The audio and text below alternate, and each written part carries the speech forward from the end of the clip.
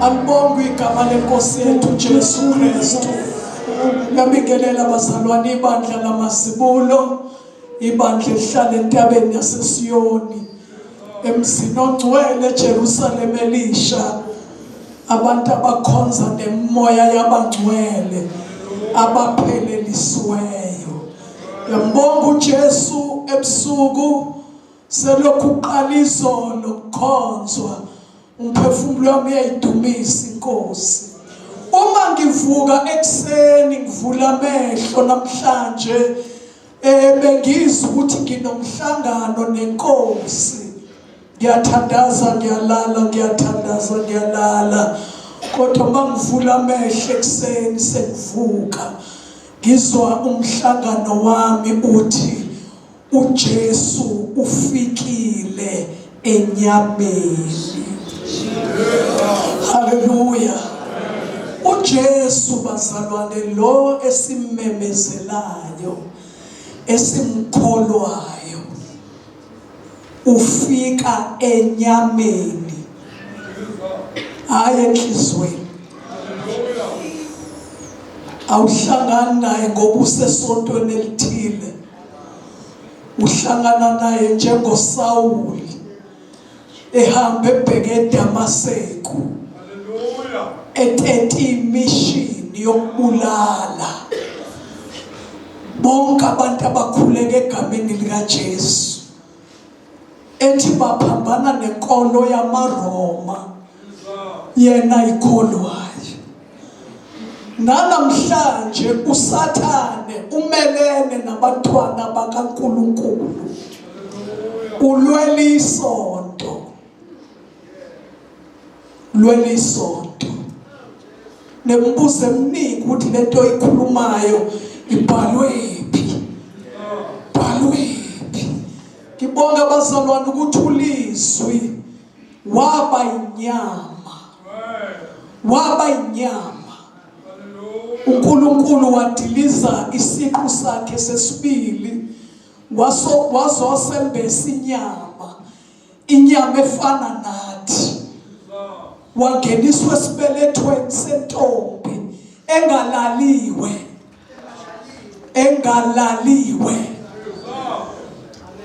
ngoba kuyenzeka ukuthi intombi ingalalwa uma ihlangene namandla kaNkulunkulu. Hallelujah. Kwadinga uJesu ulizwi ahlale 9 months esibelethweni sentombazane. Indaba emnandi ngale ntombazane kuthiwa yayisigodoso. Intombazane yayisilungele ukuyoshada, kodwa noma kunjalo yangalaliwe, ngoba ukuthi uceliwe ulotsholwe sebevelile ekhaya akusho ukuthi vula imlenze. Ukuthi umshado sewu next week okuyovela sesindawonye. Hayi bazalwane, akusho ukuthi vula imlenze mawuzoshada ngomgqibelo, ukuthi kuyovela sesihlala ndawonye. Hallelujah. Amen. Ulizwi waba inyama, wakha phakathi kwethu. Isonto bazalwane uyalijoyina ungene kulo ufunda imikhuba yakhona, kodwa uJesu umjoyini. uJesu wehlela phezu kwempilo yomuntu kungathi ushawe isishozi sezulu. Esehlela usole ebheke eDamaseko, uthi unyazi lwasishaya sonke, kodwa izwi engalizwayo abalizwanga bonke. Siyabona ukuthi manje imfihlakalo futhi le, ukuthi ukholwa nje usebandleni lamazibulo washawa unyazi noma wezwe izwi. Mawuzwe izwi usuku uzalwe kahle, wazalwa ngembewu engasenzi isono. usuku uzalwe kahle mawuqondane nokuba nenhlanhla yokuthi mawulandela uJesu wehlulwe yizwi, ubone ukuthi ngihlulwe yilo.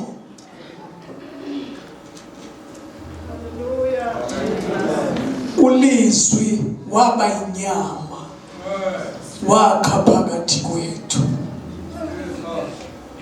Ngihlangane noJesu bazalwane, ngihlale ngifakaza 1965 ngineminyaka ewu9. Ngahamba 9 years ngiwumzalwane esontweni la kungashiwo lutho njengomoya oyingcwele. Kuthiwa nje akekho waziyo ihlobo siyobona ngale. Kodwa ngiyambonga uJesu ongayishiyanga indaba yami kanjalo. Lo 9 years from 1965 kuya ku1975 December ngiwumzalwane ongahlangene nje nomoya oyingcwele. Ngangishelwa, ngangishelwa, ngikhuzelwa njengeyintombi zasemhlabeni. Haleluya. Ngoba ke ngangigqoka ijoyini esontweni lami, ngangithanda kabi ukufaka isipelethu la lesi sesivatho ngithi ngivika abafana. Kodwa kusho ukuthi abafana abasesabi isipelethu sesonto lami esasinezandla ezithandazayo sikhothele siphambanweni. Babengishela kunjalo nje. Nami futhi ngikulangazelela ukuthi kube khona okhulumayo. Kodwa wafika u1974 December ngahlangana nenhlekelele yamandla kaMoya Ngcwele. Angiphindanga ngeshelwa, ayixoxa ngokweshelwa. Futhi ke ngenhlanhla angisiyo umuntu onenomfi kubantu besilisa. Anginayo nje nomfi. Ngiphile emakhaya abazalwane kakhulu eFaith Mission. 18 years ngihlala emzini yabefundisi, ngihlala emzini yabomama nje. Angikaze ngibe nenkinga nendoda yomuntu. Angikaze ngibe nenkinga nomfana. Ngixoxa phela manje indaba kaMoya Ngcwele ke manje.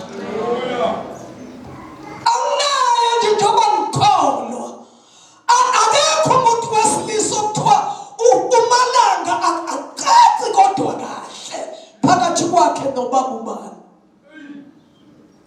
Ivangeli bazalwane amandla kaNkulunkulu akusile isonto lomuntu. Haleluya. Ngishade nobaba uMadlala sasihlanganisile 30 ebugananeni. Kodwa akakaze abe nenkinga ngami ukuthi khona umuntu nje wesilisa osemdelela, omdeleliswa ukuthi nje ujwayelene noMalanga. Ngijwayelene nendoda yaseCalvary. Bonke nje laba ngiyasebenza nabo, ngiyaxoxa nabo, ngiyaphila nabo. Kodwa phakathi kwami nomuntu wesilisa kunomhosha omkhulu. Ungale nami ngingapha. Yini ngathi wayesendanse kakhulu ngikhathele. Ngixoxa indaba. Mawuhlangene namandla kaNkulunkulu akuboshi ukhalo kuphela. Kodwa awubi umuntu wesifazane onenomfi kubantu besilisa. Indaba yakhe iyacaca nje. Njengentwala emnyama ihambe yembeni elimhlophe. Haleluya. Ulizwi waba inyama wakha phakathi kwethu. Sabona inkazimulo yakhe injengenkazimulo yozelwe yedwa kuyise egcwele umusa neqiniso. Le ndaba ayidla abantu abasha kuphela. Khona ngisho omama nje. Kodwa uthola ukuthi banenkinga nje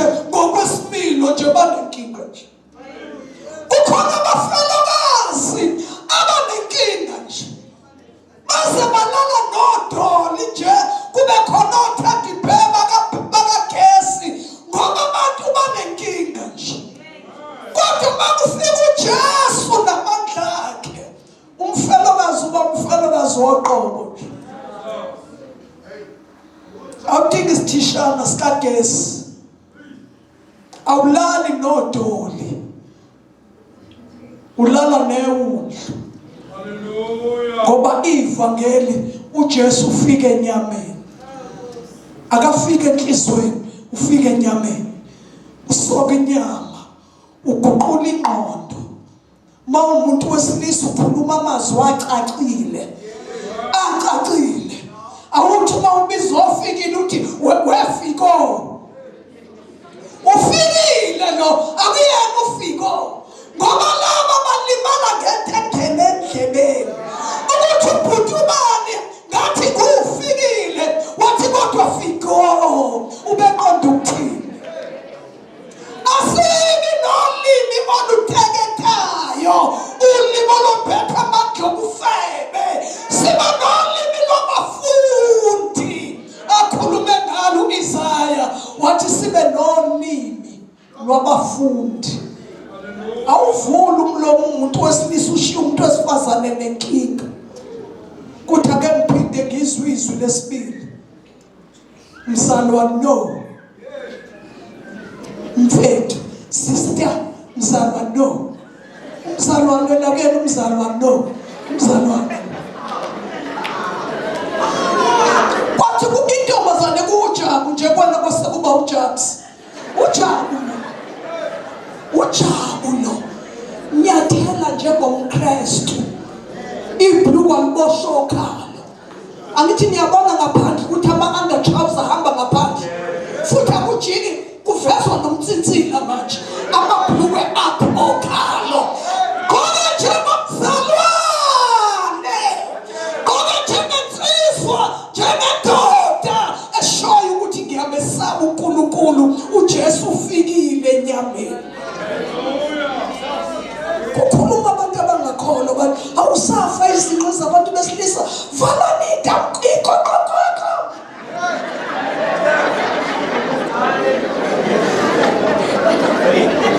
Valani ikoko. Uyazibaza kukhona amabhluku abantu besilisa axoxa indaba. Akutshela isitori ungabuzanga ukuthi what kind of umzalwane. Ishekela yokugunda iyakhuluma. Sebethi hambe nawe. Ngiyaxoxa. Indlela okugunda ngayo tells the story. Indlela ibhluku lakhe lihlala lapha. Lele lifana nepantyhose. Ungathi ugqoke ipantyhose umuntu wesilisa nje. Kuze kuvele igwegwe sibone iqakala. Indlela ogqoka ngayo iyona ekhuluma indaba. Hallelujah! Ijesu ufike enyameni. Ufike enyameni. Kugcwala umthetho kamoya emalungwini omuntu. Ngelinye ilanga xoxa nobaba Madlala indaba uthi ungena esitolo la kudayisa khona ingubo zabesilisa nabesifazane. Uthi wazwa amantombazane enye ifitha isketi.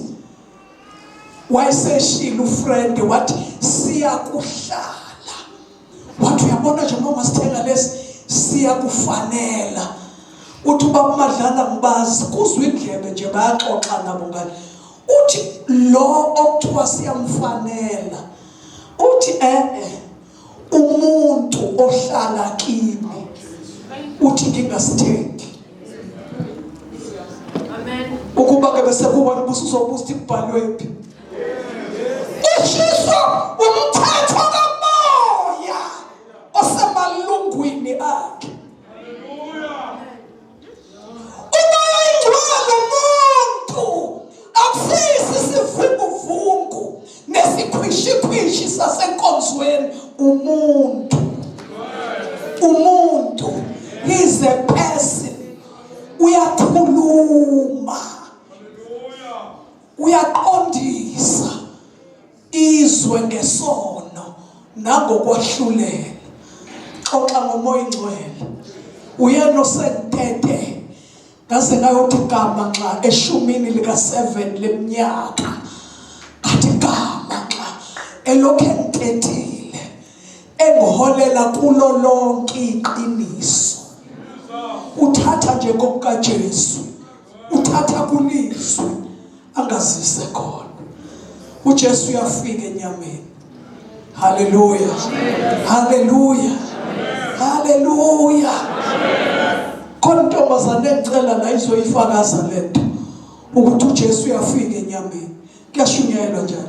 Cela lengane yaseNyakazodi yaseWashburn ize la phambili ifakaze.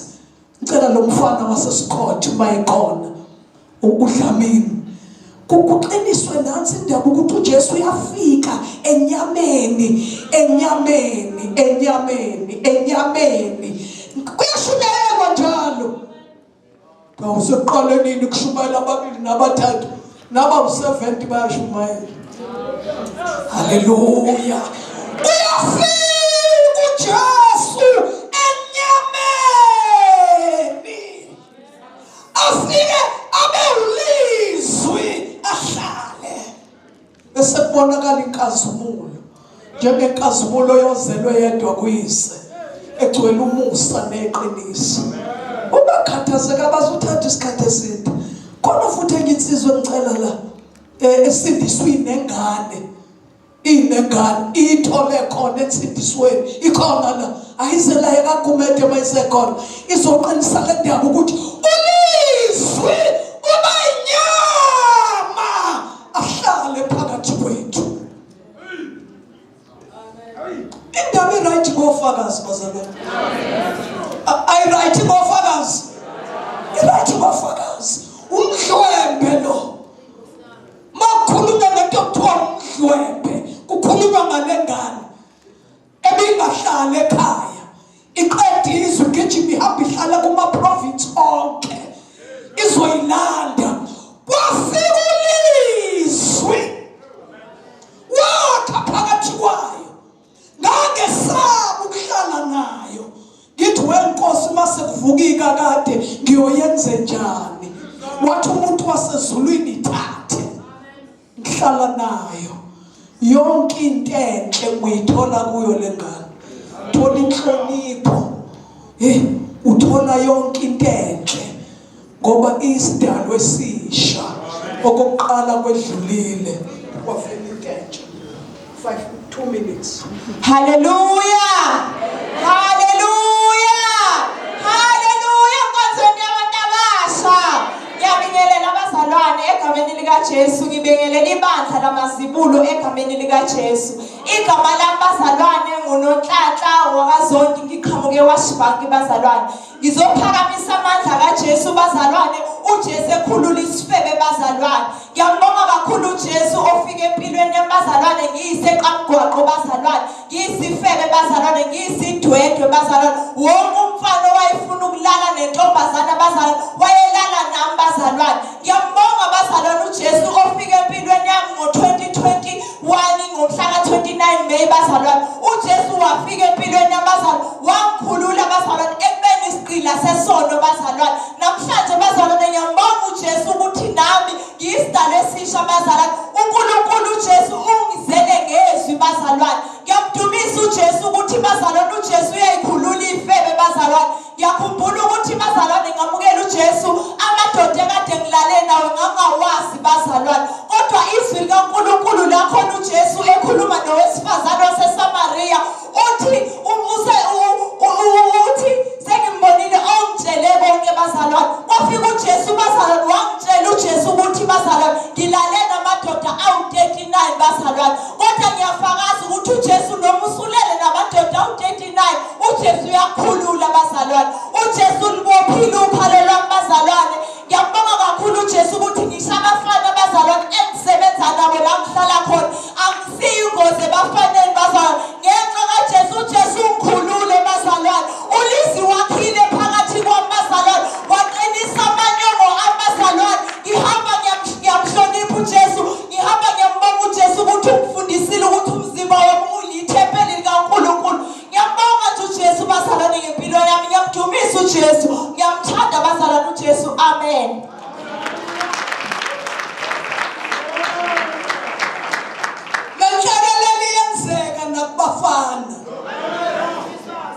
Hallelujah. Hallelujah bandleni lamazibulo. Hallelujah kuyigidigidi zengelosi. Hallelujah kumoya abangcwele abaphelelisiwe. Lithi izwi likaNkulunkulu kungalezathu indodana kaNkulunkulu yabonakaliswa ukuze izochitha imisebenzi kaSathane. Nanganginokhalo oluxegayo ngisonke esontweni labasindisiwe kodwa ngingahlangene naleli gama ekhaya esikhothi ngizalwa abazali abasindisiwe igama nguwandile isibongo kwaKadlamini kodwa ngangisonta ngingahlangene naleli gama kodwa uJesu wafika empilweni yami ngizufakazi sengifikile embuthweni ngizwe abantu abasha befakaza ukuthi uJesu uyahlukanisana nesono ngoba ngangigqilazwe isono seyiqanuko ngigqilazwe imjolo ngigqilazwe ukubuka ama-pornography emafonini kodwa lafika igama edlula wonke amagama elithi ezulwini liyaguqelwa emhlabeni liyaguqelwa nangaphansi komhlaba uJesu uyafika enyameni wangikhulula enkanukweni zonke zobusha. Hallelujah. Umzimba wami uthintwa yimina ngedwa. Glory to Jesus. Hallelujah.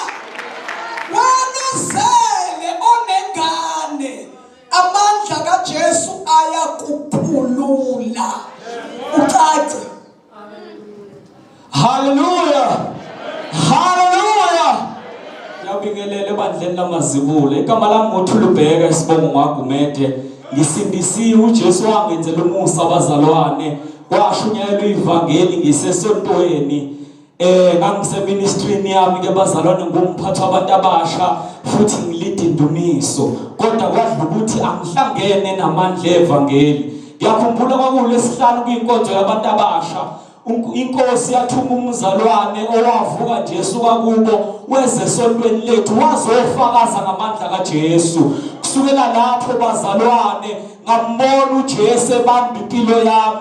Ngamcela ngesonto elilandela ukuthi hayi ngicela ukuhamba naye ngoba benemkhuleko lesithathu.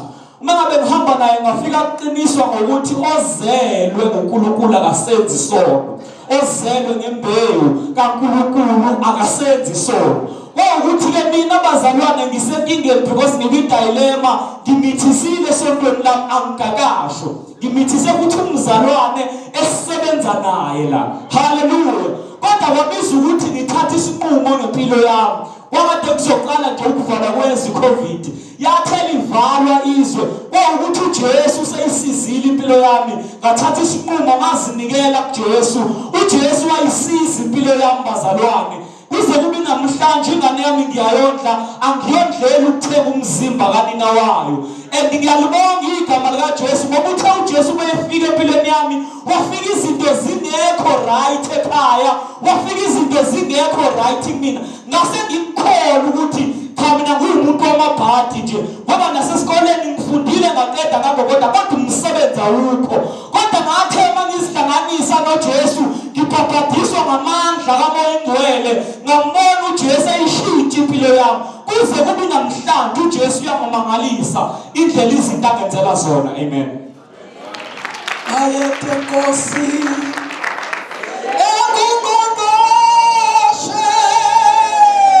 bayethe Nkosi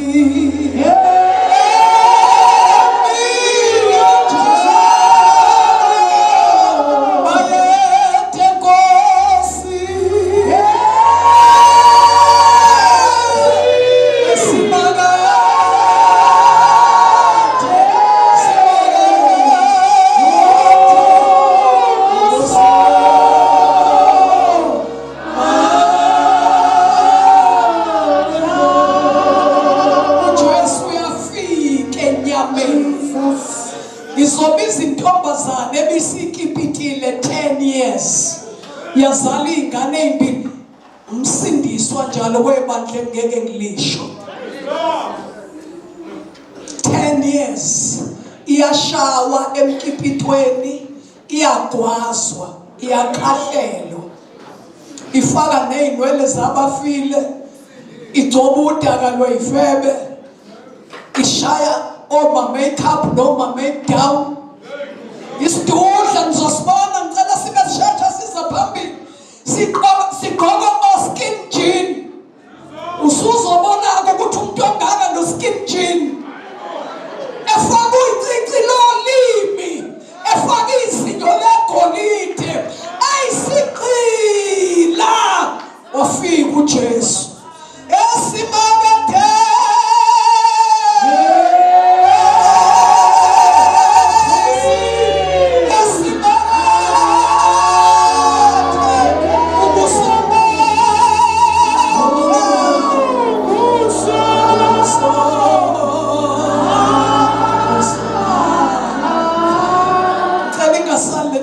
Yakamnyandu ngokuzalwa leya kamagwenyane isidakwa lesi esifaka isithimba esifushane, ayisheshise ngaphambili Michael, ayisheshise ngaphambili, izoqinisa intombazane yakamnyandu, nami ngizothoya kamnyandu le ngenhla ayisheshe izoqinisa.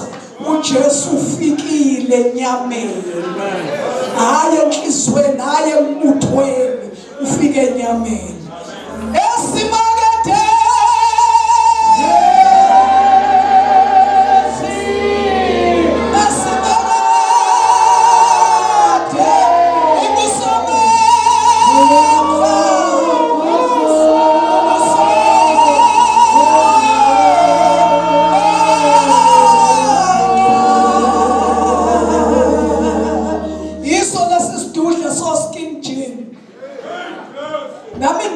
Ngizokushuwa ngazi mubatha ngumkhombo skin jean angazi kanjani, kodwa ngiyakhumbula sishisa efaka icici lolimo okuthiwa lidonsa amadoda,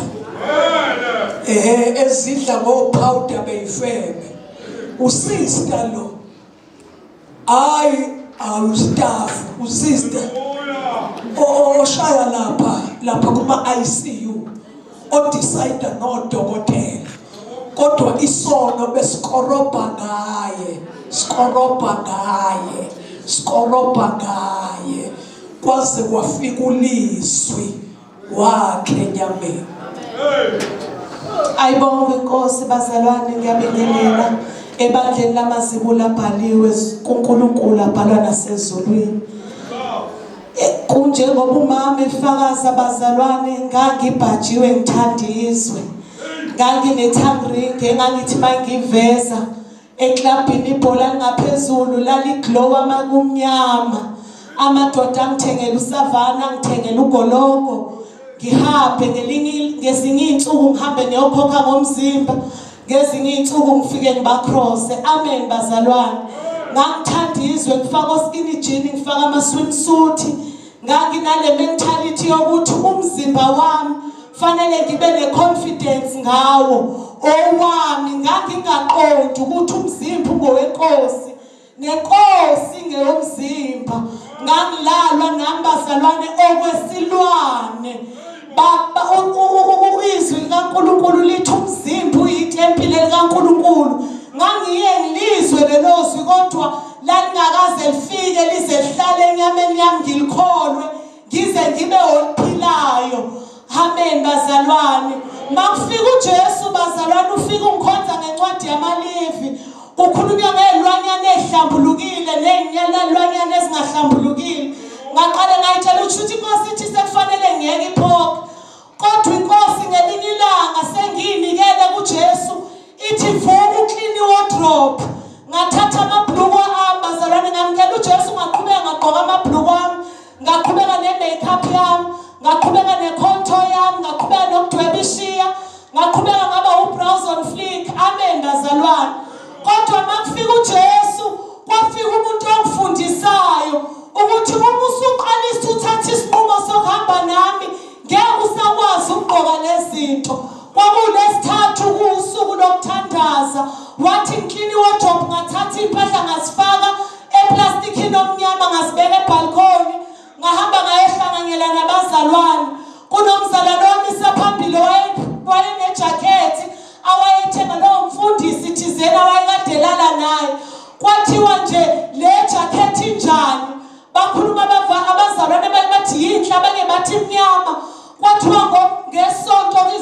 ushiswa nawe loyo nezinto zakho uNkulunkulu angathokozi ngazo ziletha ngesonto. The same voice ekhulume nami ithi angipakishe wardrobe yathi khulunywa nawe kwagcwele amacici gcwele amawivu.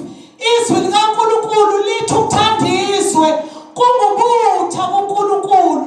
Lathi izwi likaNkulunkulu othandizwe umelene noNkulunkulu isitha sikaNkulunkulu. Ngizwile khala amabhithi la angikwazi bazalana ukuwadansela ngoba ngiyazi ukuthi ngangithi masengidakiwe kubukwe mina, hayi ngoba angikhululiwe kodwa into nje engikhumbuza amanyala engiphume kuwona ngikwazi uku-entertaina ngayo. Lithi izwi likaNkulunkulu umuntu ube esekuKristu uJesu isidalwa esisha, konke okudala kudlulile sekuvele kusha. Angikwazi ukuqhubeka ngidansela igqomo ngisendlini kaNkulunkulu ngoba ngiyaqonda ukuthi ngiyisidalwa esisha.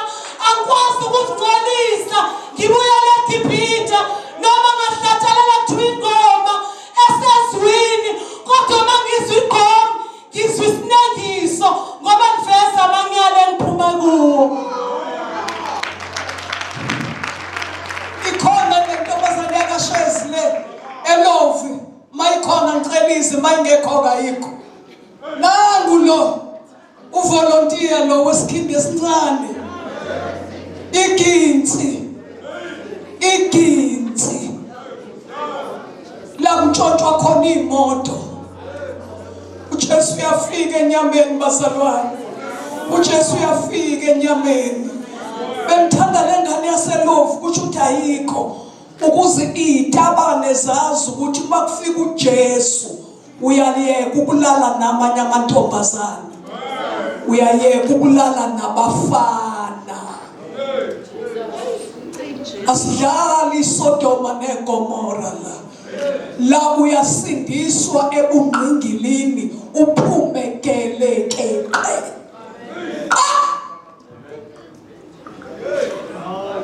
Akulona isonto longqingili, amandla kaNkulunkulu la. Awufuna ukulandela uJesu, mlandele ngeqiniso. Mayifebe simlahle ukufebe nobungqingili buyayekwa. Haleluya. Ngiyabingelela ebandleni likaJesu, egameni likaJesu, amen. Ngiwunewa kaMagwenyane, ngizalwa la ngaphezulu kwaMnyanto. Ngiyajabula ukuma endaweni yangakithi. Okukhulu ngijatshulisa ukuthi le ndlini khona abantu basesontweni lami. Inhliziyo yami yethaba ngisizwe uJesu bazalwane, njengoba uma esefakazile umfica uJesu ngiyivolovolo, ivolontiya lesonto. Ngihlonipha abakhokheli nabashumayeli besonto, kodwa uJesu angimhloniphi. Into eyenza ngibone ukuthi uJesu ngangamhloniphi, angithi esontweni ngisonta nabo ngaphinde ngibaqome, ngihlabelela nabo ingoma, ngivuma ivesi ngilale nabo, ngivuma ivesi nabo, ngithakwe nabo utshwala. uJesu engafikile kuhleli nje isonto enhlizweni, kodwa ngifakaza ngamandla afike entombazaneni enjengami ebidakwa utshwala, iyivolontiya, ebibhema iluzi khokhi, kodwa iyivolontiya. Kwafika amandla kaJesu athi mase sikuKristu usuyisidalwa esisha, athi okudala kudlulile bheka kuvela kusha. Kume nje lapha phambi bazalwane isigebengu sentombazane engisuke eMaritzburg ngayohlala eThekwini ngenxa yokuthanda imali, ngazwana nezigebengu ezintshontshiwe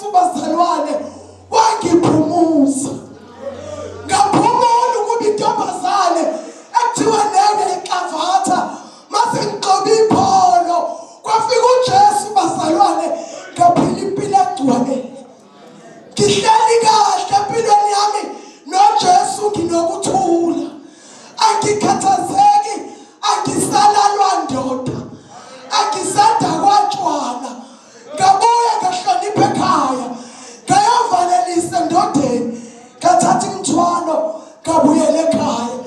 uJesu ngiphethe kahle, ngiyakholwa ngeke ngimyeke. Amen. Intombi yahlukana nesono, iphume thigeleke. Intombi yahlukana nesono, iphume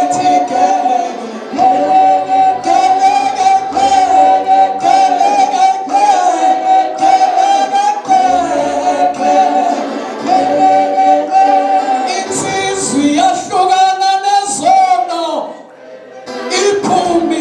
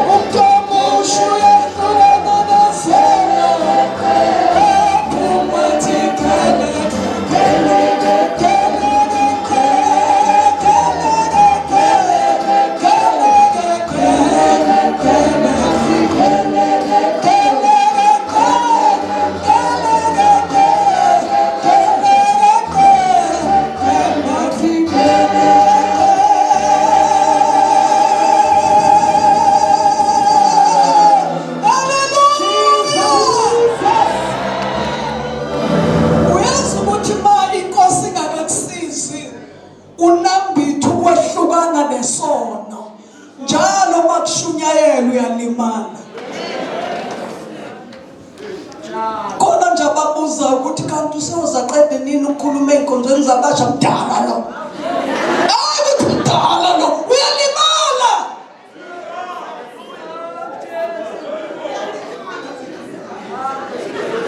Imdala ngisathulo yini.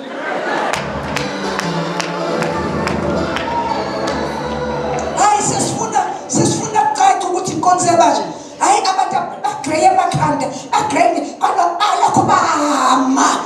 Angibiswanga nguwe, hlukana nesono. Uzoyizwa lento. Kama sebephila nje.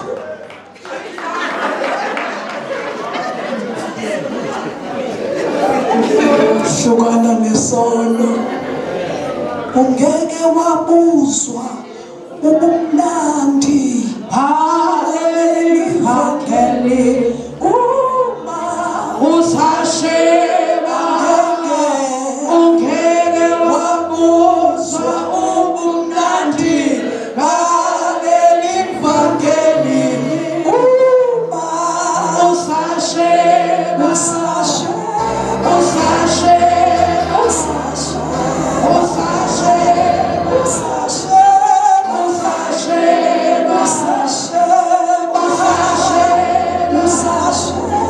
Usashe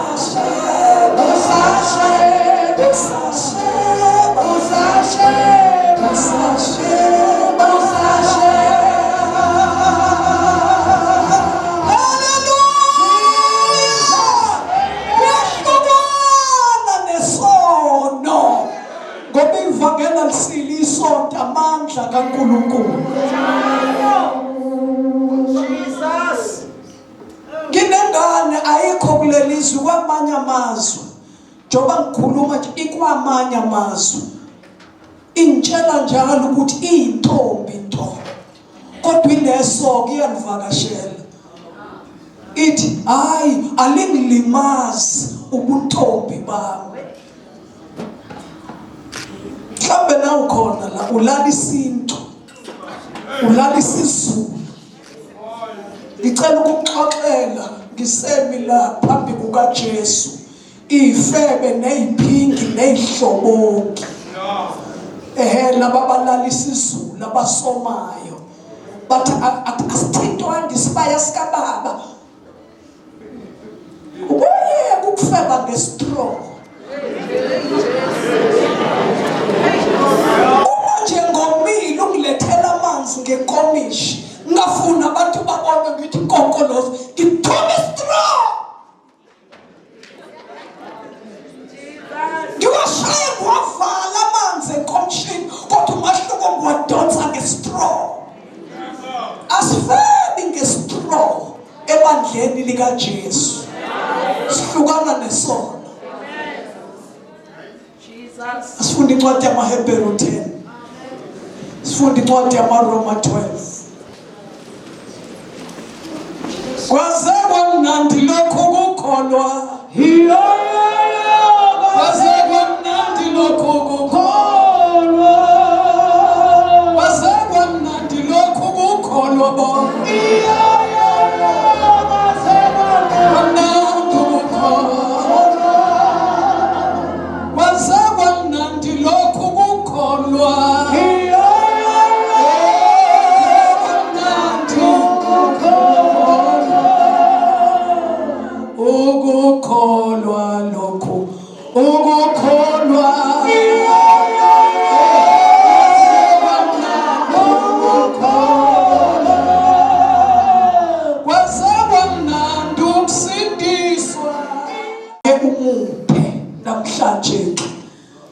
Umzimba wakho ke angixoxa ngomzimba ake namhlanje usuke umzalwane kakhulu uyasebenza uyashumayela nangakini kodwa namhlanje isicelo sinye ake unike uJesu umzimba wakho namhlanje ngiyawenza ithi incwadi yamaRoma ubeka umnikelo ophilayo.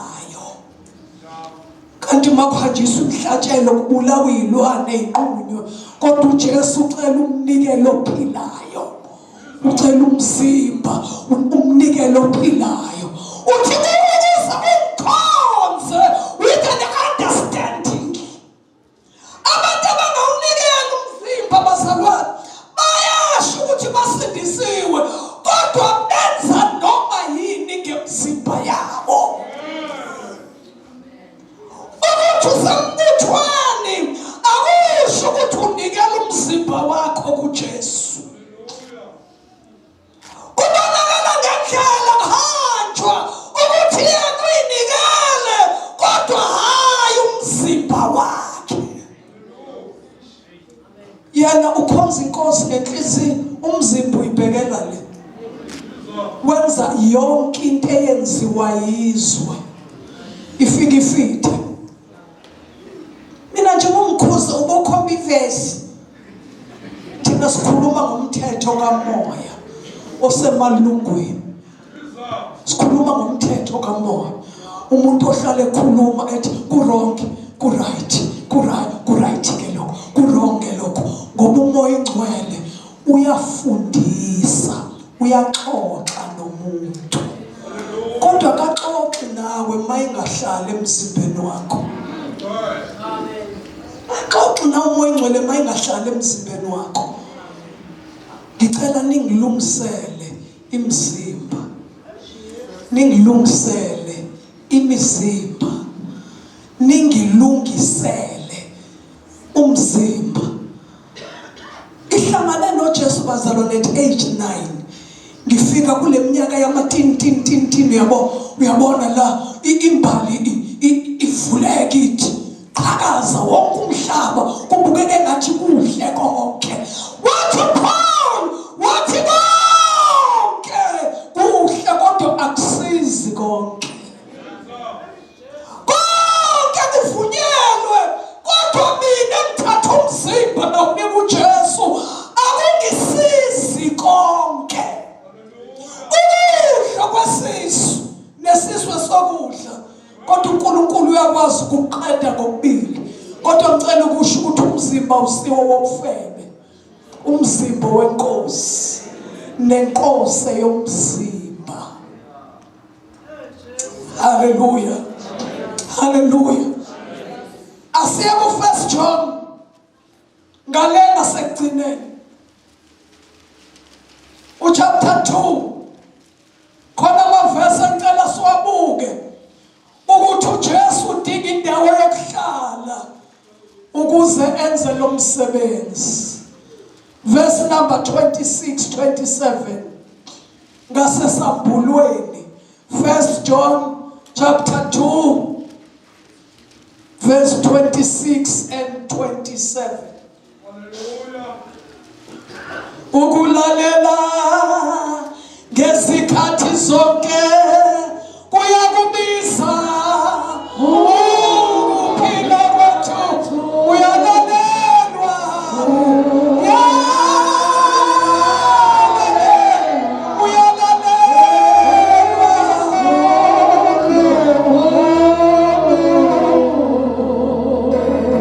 ukulalela ngezikhathi zonke kuyakubiza ukuphila kwethu uyalalelwa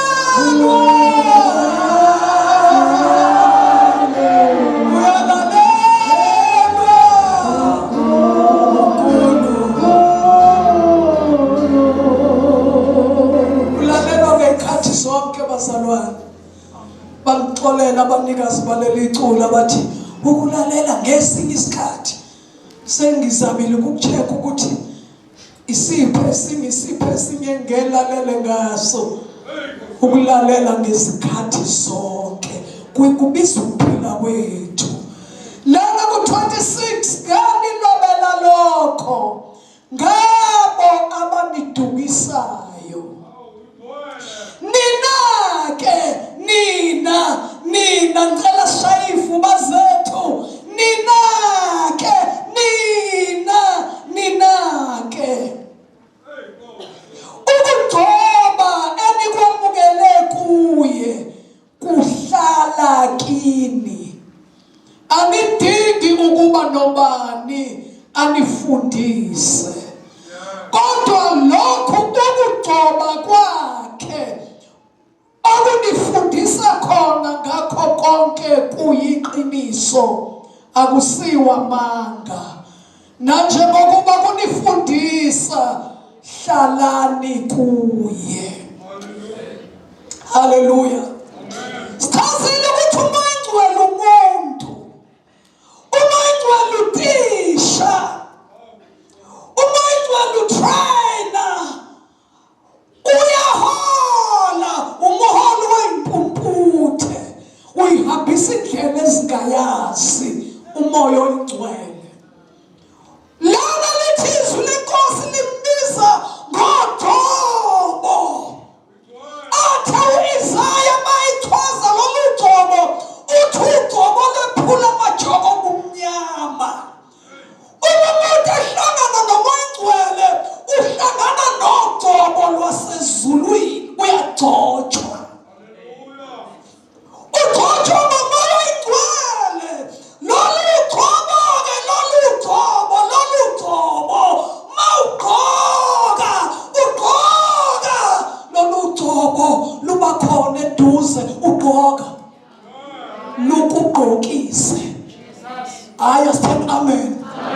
Lukugqokise. Lolu gcobo luyagqokisa. Uthi uzwe igeji lasezulwini ithi usuthi uthatha isikhwama yaphuma luthi lolu gcobo shintsha leli shirt. Angithi uyalibona ukuthi liveza igcece. Ungazube late umulalela ngezikhathi zonke. Luthi lolu gcobo nquma inzipho. Nquma inzipho. Umsana oyipenda bazalwane nishaya ama-Q-Tex. Umzimba kusiwo wakho. Owenkosi. Owenkosi. Angikwazi ukwenza noma yini kulo mzimba ngoba ngincengiwe. Kwase kwathiwa ngincengwa ngokubele. Akunikele ube umnikelo ophilile othandeka kuNkulunkulu ukuze ngimkhonze ngokuqonda. Angenzi into ethandwa yimi kulo mzimba. Ngimdala manje. Inwele zami eziningi sezigrey ekhanda. Kodwa ngisinde ngina-9. Ngangena ebuntombazaneni nginoJesu. Nginesiphiwo sezinwele. Zifuze ikagogo, zafuze ikama wami. Bengingenza noma iluphi uhlobo lwe-hairstyle ivume. Kodwa kusho ukuthi lolu gcobo ohlala kimi. Lolu gcobo luthi angikwazi ukukhumulisa imbozo ngisilahle lapha. Ngithi namhlanje ngifuna ukubabuka ngeso lodwa ngizoshaya i-hairstyle, shaya waterfall ngibuke.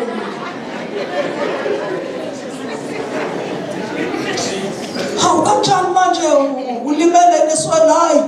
Hawu wena uvela khona. Ngishaya waterfall. Ngihlulwa yikho. Sezize zagrey. Zagrey. Ngiyazikama, ngiyazigcoba, ngithi uyibamba ngala, ngihlephule ngala, ngiyibambe ngala, ngizemboze. Mangiyoshumayela emandiyeni, ngithatha ishifoni ngithi. Vele ngobuzo. Mangiya kwabonwe lolu mhlophe ngishaya isiqhoko. Shaya isiqhoko. Ngithi ngisethi bebe isiqhoko. Angikwazi ukungabi nophawu lwesithunzi ekhanda. Ngiyintombazane. Hayi ngenxa yomshado. Lithi iBhayibheli lami encwadini yamaHebheru sidinga sibe nophawu lwesithunzi ekhanda thina abantu besifazane ngenxa yezingelosi. Hayi ngenxa yamadoda. Uthi ngiphosa ikhanda ngiganeba. Abantu bacabanga ukuthi baveza inwele bazothola umshado. Hey bazalwane. Ayibo. Ukushaya ama-hairstyle ngeke kukwenza ushade. Umshado uyisipho esivela kuNkulunkulu. Asivezi ngokuqabeza ngeinwele. Hayi noma amena ngamncane ngixoxa indaba. Ngoba angifuni nje ukubhoza amakhanda. Ngisasuke ngibonakala ngathi ngigogele. Siyawamboza sibe nophawu lwesithunzi ngenxa yezingelosi. Bakithi nangenxa yomngane esiwuganileyo. uRebecca wathi mayeza nomkhongi begibela amakamela. Umkhongi eliphethe kahle ikamela eliza nomka Isaka ehlenga nabaphelesi.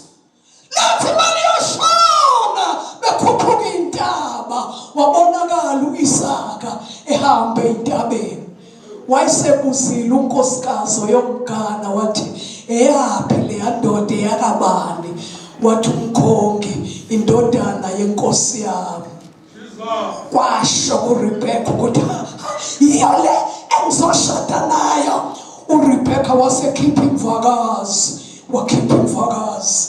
Wakhipha imvakazi.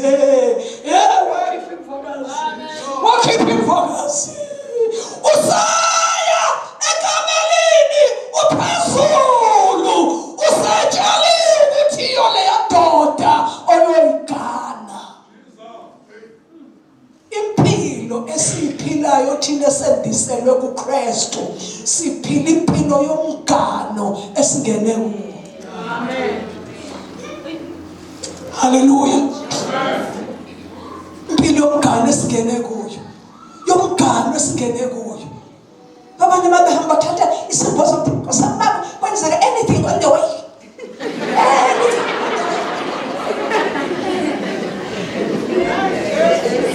Siba nophawu lwesithunzi ekhanda ngenxa yeingelosi. Ngenxa nje yeingelosi. Ungaphanjiswa ngeteksini usavula inwele ukuthi abantu abaseteksini babona uganile. Mhlawumbe khona uzokushada. Bazalona ukudela ilizwi likaNkulunkulu kulethe isijeziso. Tese uyokubeka izandla ungasindi kanti nje udela ilizwi. Wesinye isikhathi ulideleliswa ukuthi likhulunywa uNkulunkulu ngobani. Ngabe siyeza ukuthi usibani bani. Ngeke nje mina ngize ngiyithatha into engiyitshela usibani bani. Ayithatha into oyitshelwa yimi kodwa lesabi izwi likaNkulunkulu. Hallelujah. Hallelujah. Glory to Jesus. Azalwane masiya kuHezekaya 37. Siyakhumbula ngesigodi samathambo omileyo. Sesiyathandaza. Kuthiwa lamathambo ayome kakhulu. Njengempilo yethu sisezonweni. Sifile. Sisemangcwabeni esono.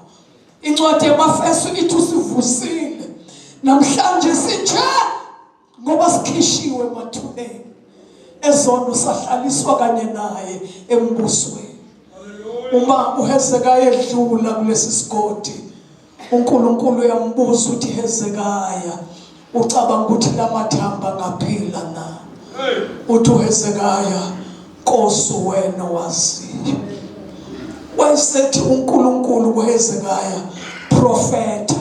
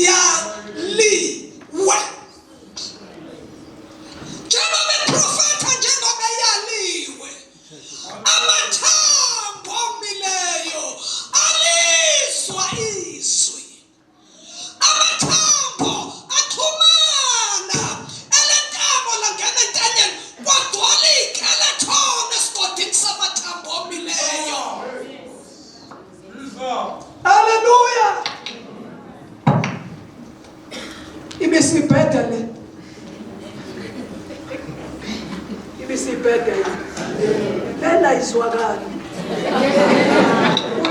Uyise ezwakala. Hallelujah.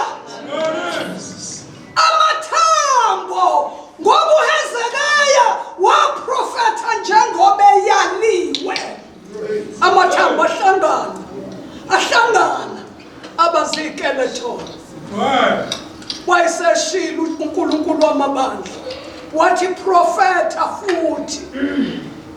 Profeta uyinyama. Profeta msiphani. Imsipho yahlala phezu kwamathambo axhumana. Hallelujah. Ngoba izwi likaNkulunkulu lidala into engekho ibe khona.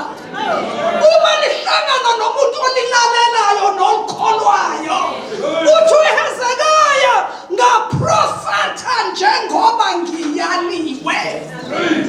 Waphenduka idumbu eyiginqikayo. Jesus. Waphenduka idumbu eziginqikayo.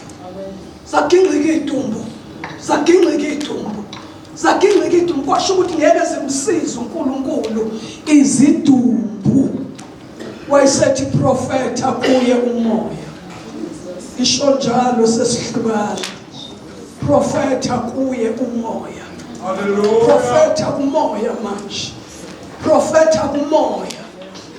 Ukuze umoya ehlale phezu kwalezi zidumbu zivuke ziphile sivuke siphile ngoba injongo kaNkulunkulu ukuba siphile bazalwane sibe yimpi enkulu silwa nobani asilwi nenyama negazi kodwa sibambana nemimoya sibambana nemibuso sibambana namandla omkhathi nansi impi yethu la ikhona yikho udinga sime isinkulunkulu ngoba asibambele nenyama negazi uma profeta kumoya izwi lenkosi lithi umoya wehla wagcwalisa izidumbu zema ngeenyawo zaba yimpi enkulu. Icela ukuchaza sesithandaza akekho umuntu ongaba umntwana kaNkulunkulu engagcwalisiwe ngomoya oyingcwele. Haleluya. Funda amaRoma 8 uverse number 9 uthi uma umuntu engenaye umoya kaKristu lo muntu akasiyo wakhe ngoba uhamba ungenayo umuntu okuholayo uhamba unembuzo eminingi uthi kubhalwephi kwakuyileso sikhathi esinye manje kodwa makukhona umoya oyingcwele. Haleluya. Nangu umholi wethu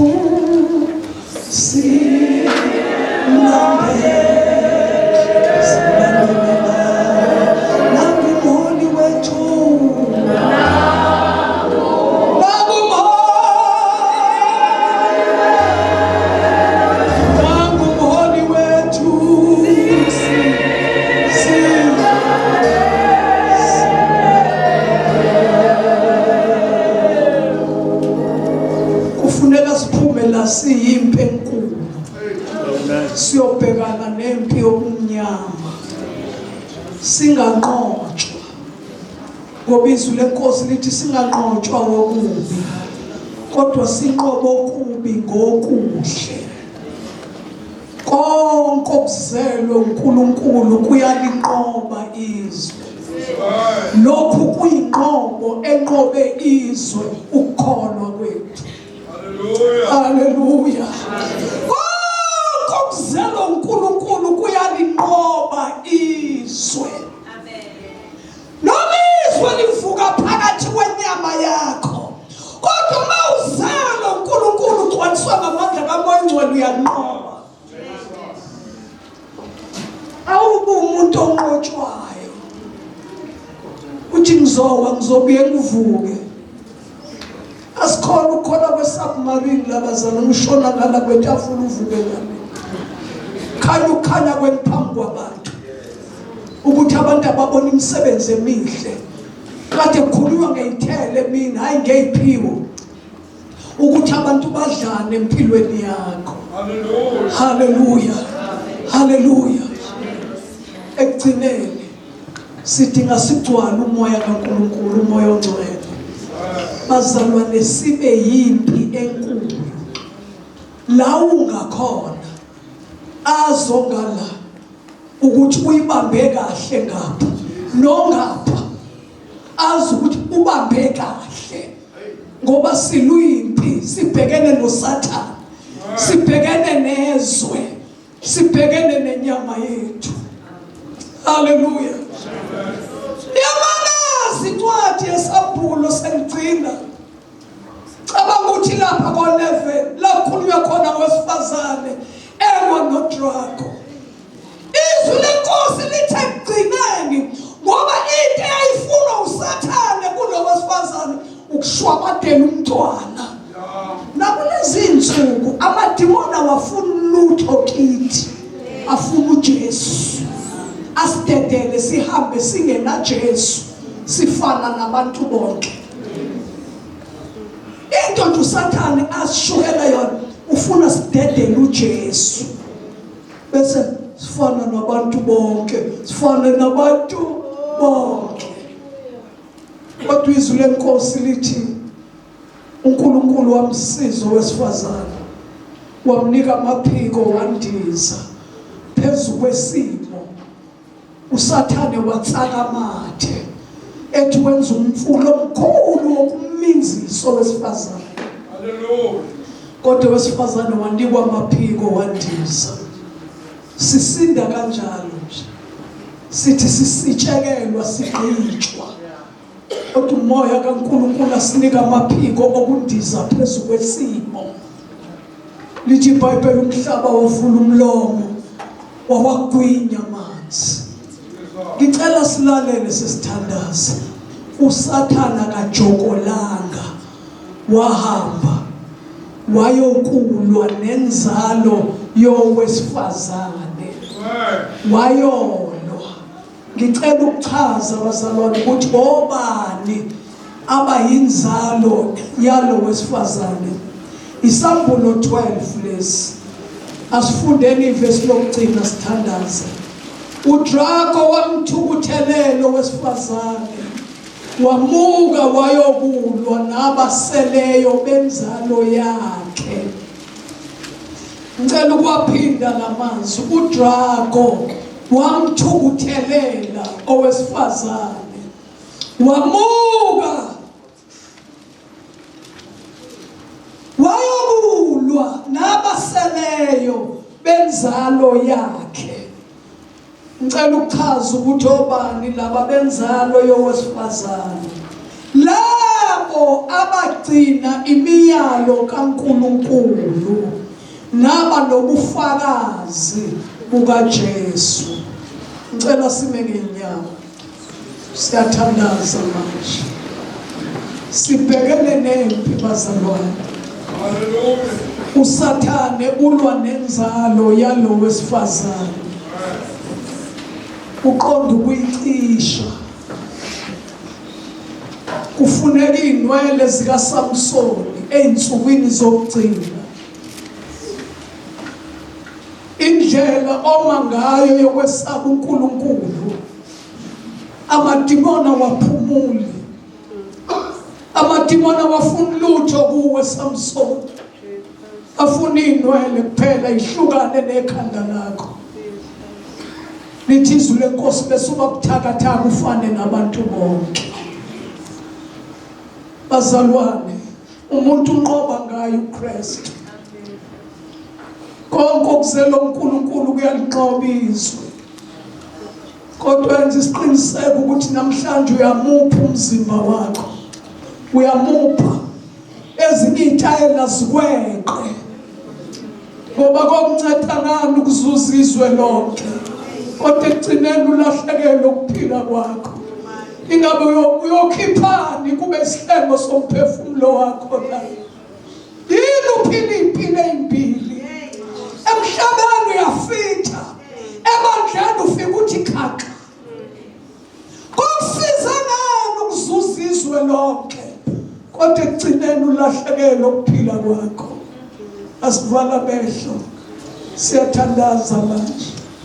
Akuthatha isinqumo ngokufisa kwenhliziyo yakho ukuthi namhlanje ngicela ukunikela umzimba wami, ngicela ukwenza isivumelane nawe Jesu. Ngiyakupha namhlanje, ngiyakupha umzimba wami, ngiyakupha ukuze ngukhonze ngokuqonda, ngingalilingisi lelizwe. Ithizwe leNkosi anazini ukuthi ukuthandizwe kumutha kuNkulunkulu na. Likhuluma iqiniso, izwi leNkosi lithi mawuthandizwe, uthando lukaNkulunkulu alukho kumuntu othandizwe. Ngeke uthande kokubili. Mawuthandizwe awunalo uthando lukaNkulunkulu. Mawuthanda uNkulunkulu umthanda ngenhliziyo yonke, ngengqondo yonke, ngamandla onke, ngomphefumulo wakho wonke. Makubuhle kithi ukuphakamisa kwethu izandla ukumnika lo mnikelo ophilile. Namhlanje ngicela Jesu ukupha ngicela ukukunika umzimba wami, noma ngiphambi kwabazalwane noma ngingasese. Ngicela Jesu ukukunika, ngicela ukukunika namhlanje. Ngiyacenga ngobubele bukaJesu, nikelani imizimba yenu ibe umnikelo ophilile othandeka kuNkulunkulu, kube ukukhonza kwenu kokuqonda. Uthi u1 Corinthians 3:17 athi anazi yini ukuthi imizimba yenu iyithempeli lapho umoya kaNkulunkulu ehlala khona. Uma umuntu alichitha leli thempeli, noNkulunkulu uzomchitha yena. Ithempeli likaNkulunkulu ligcwele, niyilokhe nina. Ngicela sonke sikhulumele. Uma umnika uJesu namhlanje umzimba umnike ngeqiniso, yena uzokugcwalisa ngomoya ingcwele ube yiphi enkulu sikhulele. Baba wethu onamandla wonke, Nkosi yethu Jesu, sondela kuwe ebusuku, phakamisela amehlo ethu esithabeni lapho usizo lwethu luvela khona. Usizo lwethu luvela kuJehova owenzile izulu nomhlaba, ongekavumi unyawo lwethu lushelele. Yena osilondolozayo ngozelo ongalali. Nansi imizimba yethu sinikela kuwe, ukube umnikelo ophilile, ongcwele, othandeka kuNkulunkulu, ube ukukhonza kwethu kokuqonda. Singalingisi ngelizwe, kodwa yenziwe ibe yintsha ingqondo yethu, ukuze sikwazi ukuhlolisisa okuyintando kaNkulunkulu okuhle, okuthandekayo, okupheleleyo. Bamba izandla zethu Jesu Kristu, bamba izandla zethu Mdala wensuku, bamba izandla zethu, bamba izandla zethu, bamba izandla zethu. Qinisa ukukholwa nethemba lethu kuwe. Siyabonga.